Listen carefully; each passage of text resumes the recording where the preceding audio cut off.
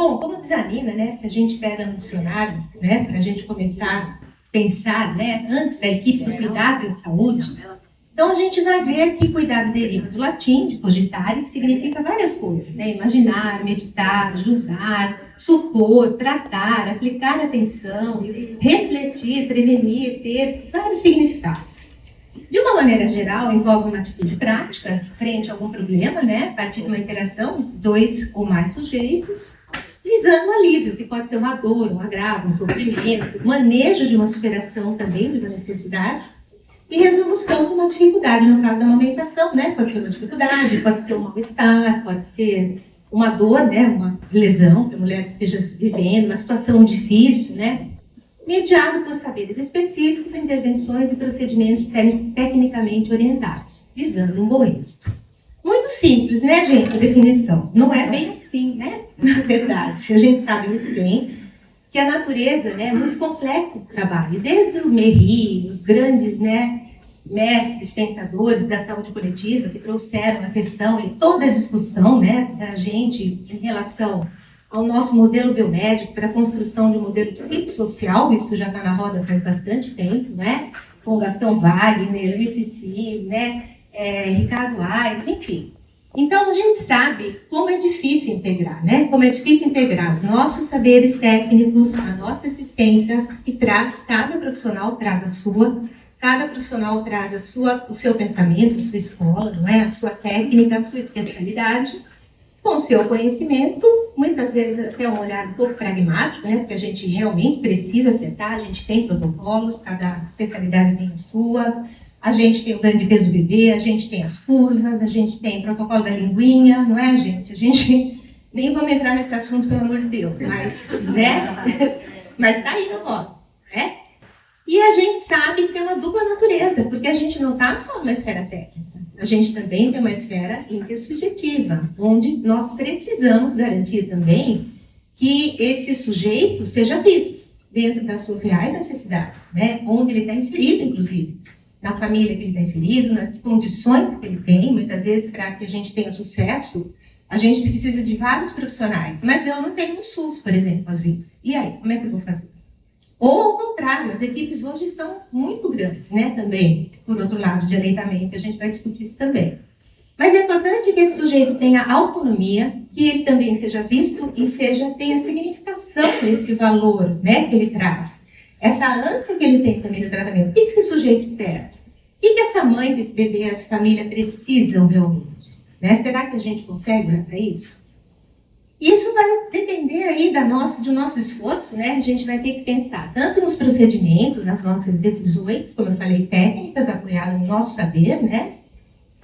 Como também, né, direcionamentos, restrições, às vezes em relação a alguns protocolos, algum interesse nosso, em mediação aí com o que a família precisa, com o que a família necessita. Não é fácil, né, gente? Tanto é que tantos pensadores, tantos filósofos, tantos profissionais de diferentes áreas de saberes discutem isso até hoje, né? A gente está aí com isso na roda faz tempo e até hoje com bastante dificuldade, né? Porque para que a gente consiga atingir isso, nós vamos precisar de diálogo, acordos, consenso entre as equipes, entre os profissionais, não é verdade? Às vezes eu preciso abrir mão um pouco do que eu gostaria, porque o outro me fala, olha, não dá, não é momento, né, Nina? Muitas vezes, né? Eu lá louca para começar outra coisa mais técnica e a Nina, olha, essa mãe não está podendo agora. E a Nina recebe muitos casos lá na clínica. Aliás, lá na Casa Bruninha a gente recebe situações bem desafiadoras de amamentação, não são casos corriqueiros, digamos assim, comuns, né? São casos bem difíceis. E a Nina se especializou em depressão pós-parto, por incrível que pareça, né? Questões emocionais. E é isso, gente. Então, a gente tem que ter ética, a gente precisa ter responsabilidade, confiança, discutir, né? E fazer esse meio termo, né? E se a gente pensar na teoria da complexidade, com as contribuições que o Edgar Morin nos traz, é um grande pensador, um grande mestre, né? Contemporâneo, ele está com 103 anos, é incrível, né? Um homem que trabalhou aí desde 1970 a 2000, escrevendo uma obra extensa de 6 volumes só para construir tudo que a gente tem, bastante coisa, né, do conceito de transdisciplinaridade. Então, é um autor que eu recomendo muito, ele tem muitos livros, eu acho que a gente precisa olhar para isso, né? Porque são coisas, a princípio, simples, né, para a gente, mas que não são tão simples para a gente executar, né? Na verdade, eu não estou trazendo nenhuma novidade, a gente já viu isso em várias instâncias, mas eu queria refletir junto com vocês hoje, né? Então, as principais contribuições para o nosso tema, né, que esse autor nos traz hoje aqui, primeiro, é que a gente precisa superar a fragmentação dos saberes, especialmente quando a gente fala nisso, né, nas equipes, né, na transdisciplinaridade, e nessas equipes que precisam desse saber técnico-científico. Não adianta a gente ter uma equipe toda fragmentada. Não adianta a gente ter um saber de cada um se isso não se junta, se isso não se une em prol do coletivo, em prol do tratamento, né? E toda a realidade resulta de complexos fatores, nós sabemos disso, né? Que estão sempre em conexão entre si. Então, os fatores, eles estão interreconectados, ao mesmo tempo que eles se ligam, um fator acaba interferindo no outro e no retorno de um novo e assim por diante. Que a vida é assim, né, gente?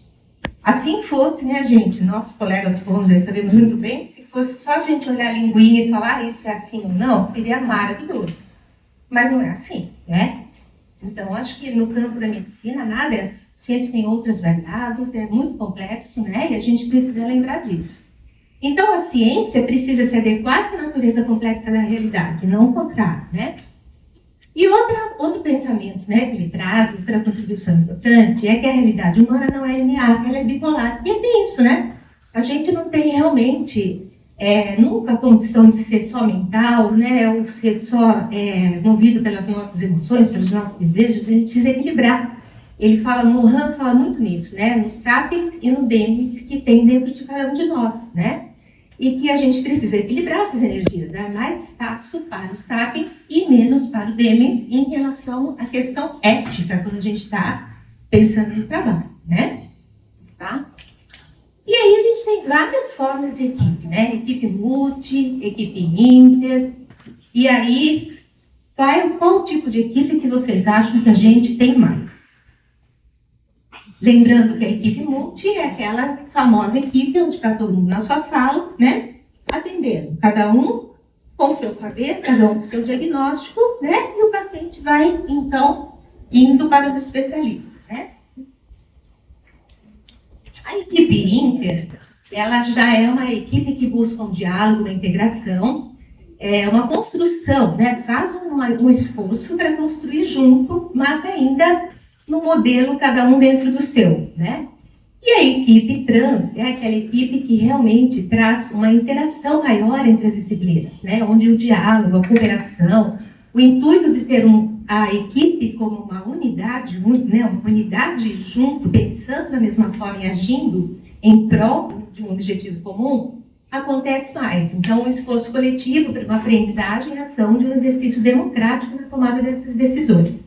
Então, essa é a proposta de Mohan, essa é a proposta de um modelo também psicossocial, onde a gente consiga abordar o paciente como um todo, porque a gente sabe que para a gente conseguir abordar uma mulher, um bebê, uma família, dentro dos aspectos físicos, biológicos, psicológicos, sociais, afetivos, culturais, até como foi falado, né, o Marcos falou, a Nina falou um pouco também, as políticas precisam abranger tantas coisas, não é? E a gente na nossa prática clínica também. Mas será que a gente consegue sozinho? Trabalhar com alimentação sozinho é possível? Eu não acredito nisso, não. Seja no hospital, seja na atenção primária, seja na clínica privada, seja principalmente na UTI, né? É impossível. Se a gente não agregar os conhecimentos, a gente vai ter sempre aquela equipe multi, né? E a família, geralmente, sobrecarregada com tanta informação, não é isso? Então, a gente precisa conseguir atrelar esses nossos conhecimentos teóricos, essas nossas competências, ao mesmo tempo numa atitude interativa, com envolvimento, com vínculo dessas partes, né? De forma que a gente consiga realmente acolher o outro, escutar o outro, entra um pouco aí também a abordagem do aconselhamento, de novo a gente fala do aconselhamento, quem não fez essa formação é muito importante que faça, e que a gente consiga ver esse sujeito como agente, né? Agente do processo, agente da sua própria cura e agente das suas decisões também, né? E aí a pergunta que eu queria fazer para vocês, será que nós estamos atuando de modo transdisciplinar e praticando esse cuidado integral às famílias no processo de amamentação? E aí? Silêncio, hein? Bom, então vamos pensar um pouco na prática, tá? Como é que a gente está hoje? Bom, essa mulher que foi ter, né, seu bebê, provavelmente, ou se ela foi no hospital, ou na casa de parto, ou em casa, ela já teve contato com alguma equipe, né? Provavelmente, que compõe obstetra, obstetrizes, enfermeiras, doulas, o neonatologista, enfim. Então já foi uma equipe que inicialmente fez alguma orientação, viu a mamada, fez alguma sugestão, não é isso? Antes de chegar no pediatra, também pode ter uma, duas, três, às vezes até 4 consultoras, porque hoje em dia não é mais uma consultora, mas chama várias. É ou não é? Vocês sabem bem disso. A equipe do parto, muitas vezes, ainda continua dando suporte para essa mulher. Enfermeiras, doulas, têm um tempo de continuidade. Se esse bebê, ou por acaso a mulher, dupla, precisarem de especialistas, vem mais gente ainda, né? Vem fono, osteopata, físio, gastro, porque pode ser que o bebê esteja com refluxo, né? Precisa ir para um gastro, precisa ir para uma nutri. Às vezes precisa ir para o odonto, se a coisa complicar para a linguinha, né, Adriana? Aí, otorrino, eu nem pus bucomaxila, outras coisas aí, porque ia ficar muito grande, gente, mas tem mais gente aí nesses quadrados, tá? Vocês sabem, todo mundo assim com a cabeça.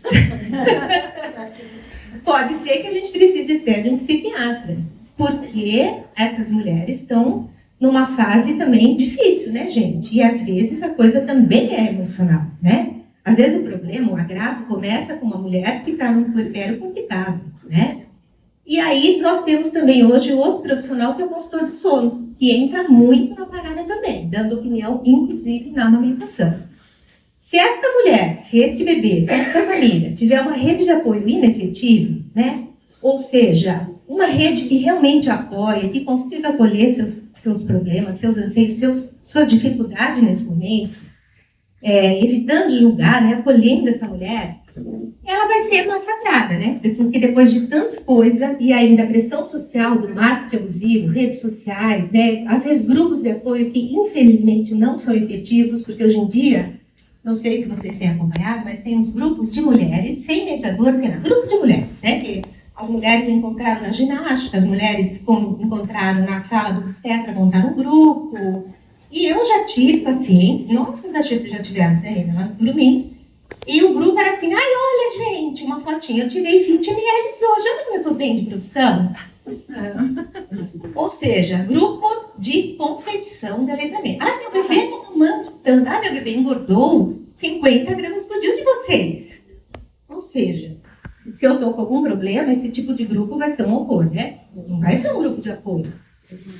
E aí, gente, como eu disse, é sonos de manhã, né? Não vamos falar de todas as bolinhas, também não vou falar de todos os quadradinhos aqui, mas essa mulher que às vezes começou a ter um problema lá na hora que esse bebê nasceu, alguma dificuldade inicial, que poderia até ser uma coisa até mais tranquila, uma questão de manejo, né? Ou algum problema como Milo, que alguém poderia ter ajudado lá, de repente, numa rotina de serviço inadequada, podem ter dado uma fórmula, uma chupinha, colocado um bico intermediário, sem fazer um segmento, né? Às vezes uma equipe dessas que eu falei, multiprofissional, toda fragmentada, que as mulheres reclamam muito, inclusive, das maternidades, porque, infelizmente, a grande maioria dos hospitais não é IAC, né, gente? Assim fosse.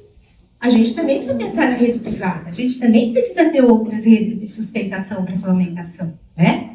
E o que a gente faz com tudo isso? Porque essa família, né, essa mulher, que chega em casa já com dor, com o bebê chorando, e aí vem o choro do bebê, a pressão social que começa. É o leite que não sustenta, o bebê não para de chorar, você não está amamentando direito, você não sabe amamentar, não é? E aí uma assistência ineficaz que não resolve o problema, tá? Porque uma vez eu lembro que a gente fez um trabalho de pesquisa e que tinha algumas perguntas qualitativas e que a gente perguntava isso para a mulher. O que pesou mais na hora de dar mamadeira e chupeta? É um pedaço de uma pesquisa, né? Contando para vocês.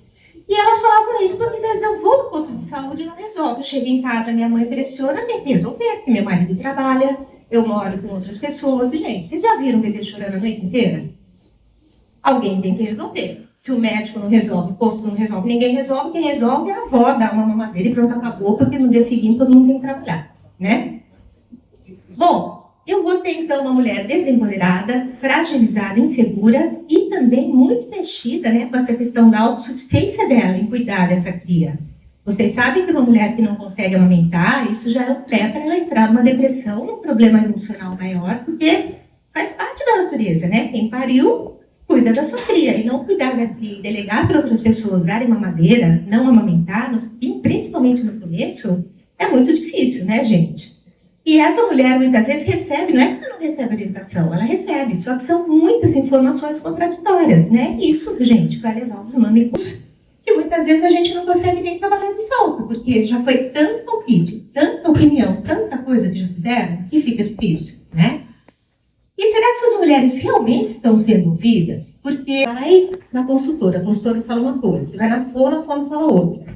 Da fono vai no dentista, o dentista fala outra coisa. Estou chutando aí, um caso aí mais voltado para questões orais, tá?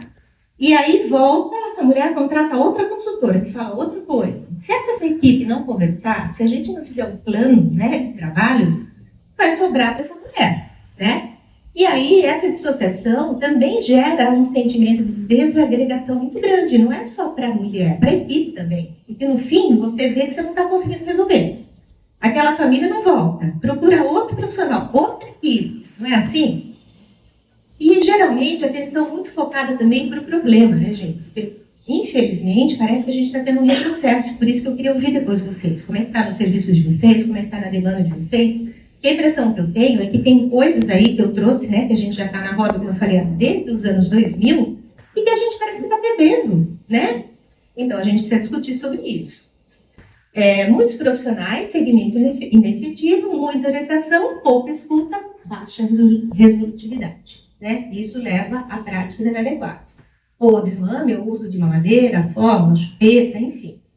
E o bebê? Também queria chamar a atenção de vocês para o bebê, porque olhar para o bebê, então, geralmente se olha para o bebê, né? Os profissionais de saúde estão muito preocupados com a questão da dor, do desconforto, dos agravos, né? Sinais clínicos.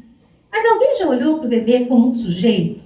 Né? Essa maturidade motora do bebê, a ausência da linguagem verbal, geralmente é interpretada como uma incapacidade, como o bebê ser um ser passivo. Então o bebê aceita tudo, né? Ele aceita colo, ele aceita acolhimento, ele aceita alimentação, seja como for. Será? Será que sim? Será que o bebê é tão passivo assim? Infelizmente, muita gente considera isso, né? Não consegue enxergar as expressões, os desejos do bebê, o limite do bebê, isso é muito sério, tá? Vocês vão ver que eu vou falar sobre isso. E a gente precisa estar atento, né? Olhar para o bebê, considerar os meios que ele tem para se comunicar com a gente, a linguagem, o querer, independente dele estar doente. A gente precisa dessa formação, a gente precisa falar mais sobre isso, gente, porque, infelizmente, não se fala sobre isso, não se fala sobre a psique do bebê. Não se fala sobre um bebê deprimido, não se fala sobre um bebê estressado. Isso acontece. Os bebês deprimem, gente, por incrível que pareça. Quem trabalhou em UTI já viu, menina, muitas vezes isso acontecendo. E não é só em UTI, né?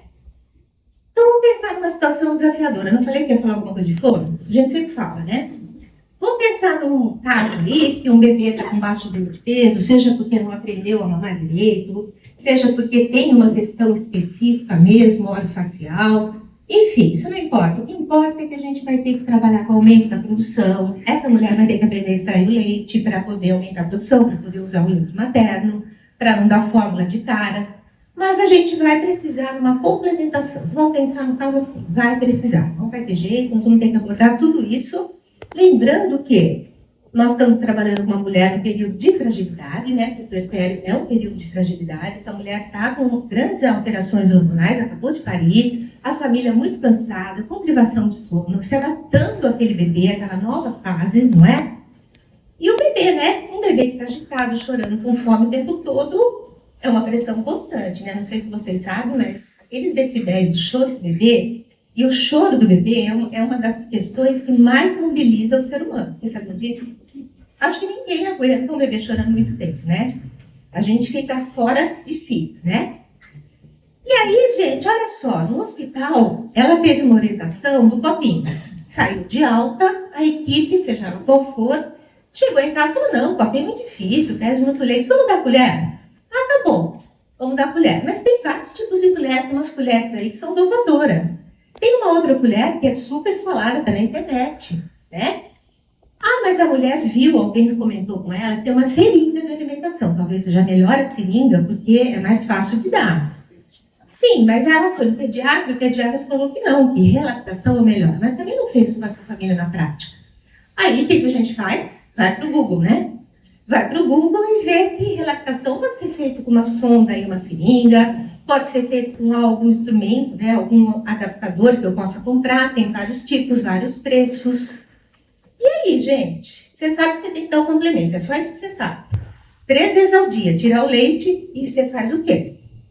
Será que a gente não está deixando essas orientações muito também a mercê dessa mulher decidir, sem ter um segmento, sem dar para ela condições para conseguir até pensar no que fazer? Isso desempodera uma pessoa. Se você tem muito palpite quando você tem um problema, você não sai do lugar. Você não consegue pensar, você não consegue raciocinar. Vocês já devem ter passado por isso, né? Ou então você sai daquela consulta que não foi suficiente para você, que você não confiou no profissional, e você chega em casa, você é acolhida, ou aquele vizinho recebe você, uma família, sei lá, né? Um colega, faz um chá, conversa com calma, escuta, você chora. E no final, essa pessoa te dá um conselho, uma sugestão. Você vai seguir quem? O médico, né? Ou o vizinho? Essa pessoa, né? É isso mesmo que a gente passa. E aí, gente, infelizmente, não é assim. Orientar não ajuda ninguém. Só orientar não vai trazer solução, muito menos ajudar essa mulher neste momento de crise, então piorou. Se a gente vai dar um complemento, primeiro, a decisão tem que ser em equipe. É o pediatra que vai nos dizer quanto esse bebê precisa, mediante as curvas de crescimento, o peso, a avaliação clínica. O fonoaudiólogo, se tiver a equipe, então, vai poder ajudar bastante em relação a que tipo de técnica que a gente vai poder utilizar. Se tiver enfermeira trabalhando, porque essa mulher está machucada, também precisa participar, porque ela também vai orientar essa mulher. Se tiver alguma consultora, nós vamos ter que conversar, porque se a consultora orientou outra técnica, nós vamos ter que explicar para ela por que a gente está decidindo outro tipo de coisa, né? E a gente precisa trabalhar em conjunto, porque a coisa só piora, gente. Só piora. Essas fotos são fotos de internet, que eu faço questão de mostrar, porque se vocês colocarem no Google, finger feeding, vocês vão achar essas fotos, colegas todos, né, fecham os olhos, são medonhas, não são, gente? São horríveis, tá? Gente, aqui você tem, olha, alguém empurrando com uma mão só a seringa, vocês estão vendo? E deixando o coitado do bebê, né, controlar isso do jeito que ele puder, né? Salve-se quem puder. Aqui, ó, eu tô colocando o dedo, não sei como é que tá sendo isso, com todos os dedos na cara do bebê, bem legal, né? Você também recebeu uma alimentação, recebendo essa mão desse jeito. Aqui, pior ainda, ó. Eu empurro o leite e coloco meu dedo. Então, nossa, bebê desorganizado. Gente, essa técnica não é uma técnica de alimentar crianças. Não é para isso que surgiu essa técnica. Se vocês fizerem um histórico dessa técnica, ela vem da Europa, na época que algumas enfermeiras começaram a ver que trabalhar um pouco com a função oral para bebês que não estavam ainda se alimentando via oral, na UTI, casos graves, baixíssimos volumes, tipo 10 ml, 2, 3 ml, com estímulos, ajudava, tá? Ajudava, mas o próprio artigo que trouxe essa técnica diz: se isso continuar por tempo prolongado ou em volume alto, você pode ter problemas de confusão desse bebê. Isto não é uma solução, principalmente para orientar alguém e não seguir. Aí pior ainda, né?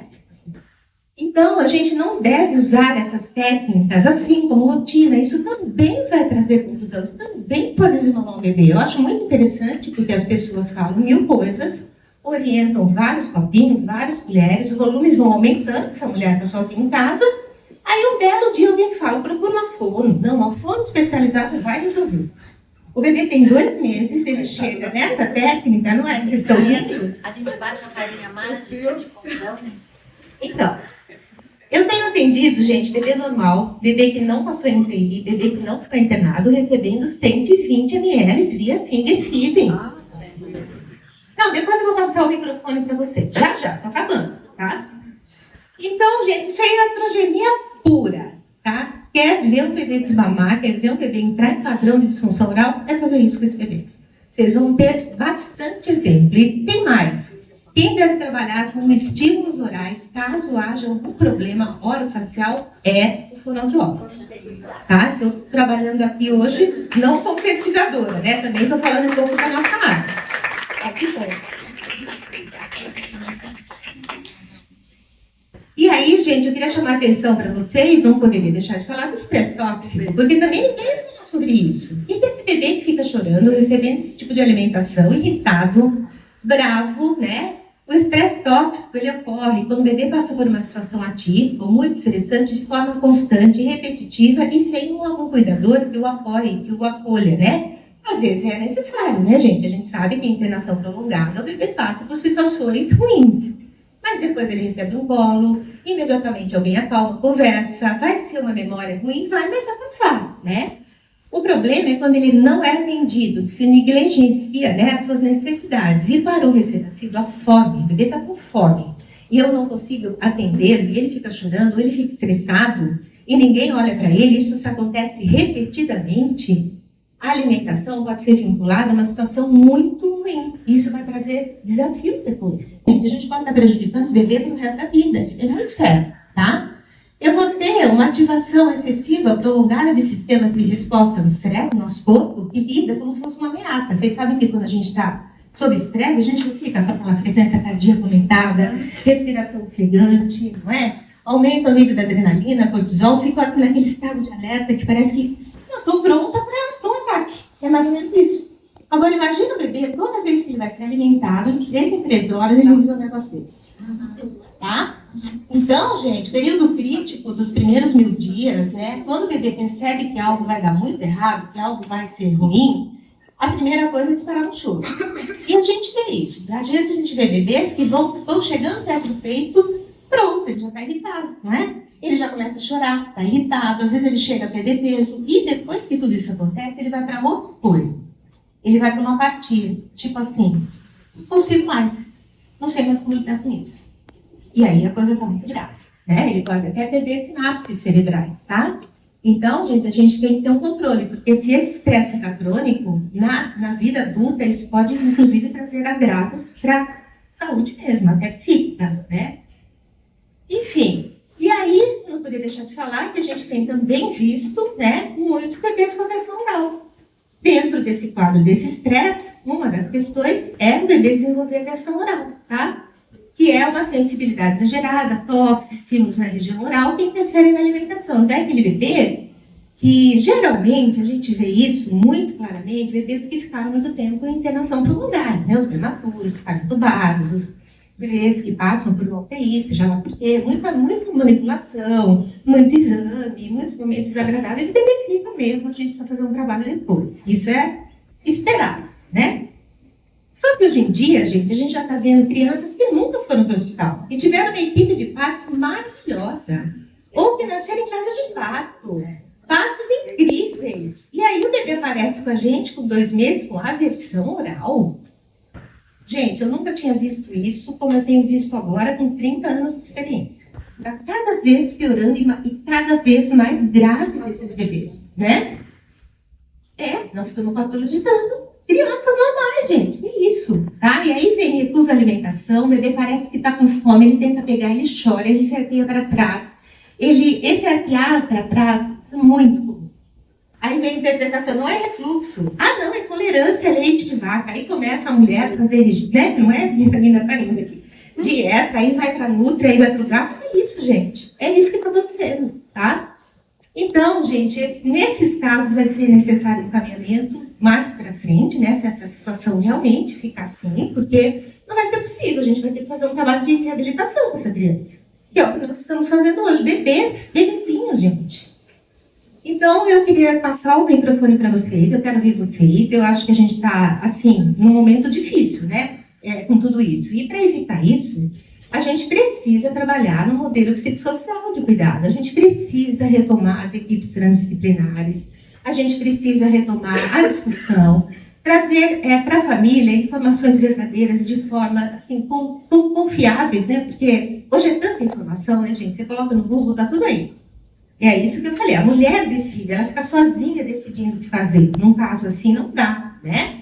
Eu preciso ver mais essa criança, eu preciso trabalhar na abordagem do aconselhamento, eu preciso envolver essa família numa rede de apoio ampliada, que era um pouco disso que a gente falou hoje de manhã. Se ela não tem uma família que possa acolher, ela vai ter um amigo, ela vai ter um vizinho. Às vezes a gente vai ser a rede. Muitas vezes a rede somos nós. E a gente vai ter que buscar de uma forma que ela se sinta apoiada para suportar esse momento, né? dividir a carga com ela, isso a gente sempre fala, né? O Marcos falou, acho que isso é muito importante, que ela também tenha alguém que ajude, porque a mulher que tem que tirar leite. E tem que ofertar para o bebê. Tem essas condições especiais. Também não tiver uma ajuda em casa, vai ser impossível. A gente quer que ela tire leite, ela fala que horas. Como é que eu faço? Tem mais 2 filhos, né?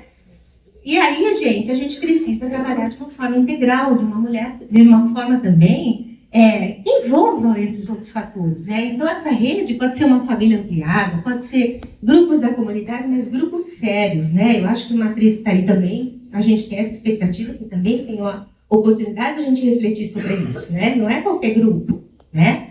Não é esses grupos de competição que a gente está vendo por aí, grupos da internet que a gente nem sabe o que se fala nesses grupos, né? A gente pode ter um atendimento individual, a gente pode ter uma visita domiciliar, até um grupo terapêutico, mas a gente precisa pensar na singularidade de cada caso, de cada família, e resolver realmente os problemas da amamentação. Porque também não adianta ficar fazendo tanto grupo, tanta consulta, se a gente não resolve. Alguém tem que seguir essa família, acompanhar, pesar, né, dar esse suporte emocional, envolver essa família também nesses cuidados, também na resolução desses problemas, não é? Numa abordagem correta do aconselhamento, de escuta, de compreensão, de acolhimento. A gente tem grupos que podem ser mediados por um profissional, um psicólogo, por exemplo, ou grupos de apoio, mas que tenha a mediação de alguém que entenda de amamentação, né? E uma rede legal também dessa mulher. Hoje em dia a gente encontra grupos de ginástica, grupos de dança materna, né? Grupos de empoderamento, né? Onde a gente possa ter uma atividade prazerosa também, porque às vezes essa mulher também fica sozinha, em casa, com essas questões, com o bebê chorando, e às vezes só de sair um pouquinho também já ajuda um pouco, não é? Se ela tiver esse apoio. E nos grupos também oferecer também estratégias, né? Tanto de aprendizagem como de também estratégias de acalmar esse bebê, né? Porque geralmente o que se faz é dar uma chupeta, né? Acho que o bebê chora, o que eu faço? Chupeta. E não precisa ser uma chupeta, pode ser um banho de furô, de repente no grupo a gente faz todo mundo junto. Eu vejo outros bebês que choram, e como que as mães também fazem. Alguém fala, mas eu comprei um sling, depois que o bebê ficou comigo no colo, tudo melhorou. E é muito bom, né, gente, a gente também poder ouvir os nossos pares, porque o grupo ele é muito potente em relação à ajuda, não é? Na medida em que você, profissional de saúde, fala com essa mulher, você fala de um outro lugar. E o grupo fala de igual para igual, né, com as dificuldades que você está tendo. E eu queria encerrar, porque eu vou passar para vocês, a gente vai discutir isso agora, com uma frase de um documentário, né, desses 2 incríveis velejadores do Ártico, que velejaram um trecho enorme do Ártico, né, sem cabine, sem motor, a favor do vento. Assistam, tá no YouTube, tá? E a palavra que eles falaram, não lembro, mas se eu colocar o nome deles, velejadores do Ártico já aparece, tá? Eles filmaram, expedição e tal. Perguntaram no final para eles o que eles consideram mais importante para o sucesso. E a palavra foi a confiança, que é a base para a construção de qualquer relação. Se você não tem confiança, você não confia na equipe, a equipe não confia, né, no que está falando no outro, seja essa relação de confiança entre a equipe, entre o usuário e nós, profissionais, a mãe e o bebê, a confiança dela própria, ou seja, a confiança realmente vai mediar qualquer relação, tá bom? Eu agradeço muito a atenção de vocês, tá? E não é hora, mas eu queria fazer propaganda desse curso também.